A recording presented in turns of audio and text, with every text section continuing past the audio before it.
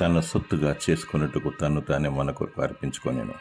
తీతు 2:14 ప్రభుని యేసుక్రీస్తు ఆయన సమస్తమైన దుర్నీతి నుండి మనలను విమోచించి సత్క్రియల యందు ఆసక్తి గల ప్రభు తన కోసరము పవిత్రపరిచి శిలువను సహించి త్యాగం చేసెను.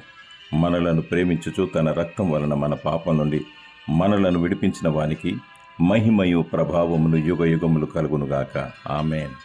ఆయన మనలను తన తండ్రియగు దేవునికి ఒక రాజ్యముగాను యాజకులుగాను చేసెను. దేవునికి కృతజ్ఞతాస్తుతులు చెల్లించుము. నిన్ను తన పరలోక రాజ్యంలో చేర్చుకొనుటకు సదాకాలము తనతో నుండుటకు నీకోసం ప్రభుని యేసుక్రీస్తు స్థలము సిద్ధపరచ వెళ్ళినాడు. నిన్ను తీసుకెళ్ళుటకు ఆయన మరల రానేనాడు. విశ్వాసము మరియు నీతి క్రియలు కలిగి సిద్ధపాటు కలిగి ఉండుము. విశ్వాసం లేకుండా ఎవరును ప్రభువును చూడలేరు. పరిశుద్ధ పట్టణంలో చేరుటకు నమ్మకముగా జీవించుము. ఆయన శిలువ ప్రేమకై భజించి కీర్తించుము.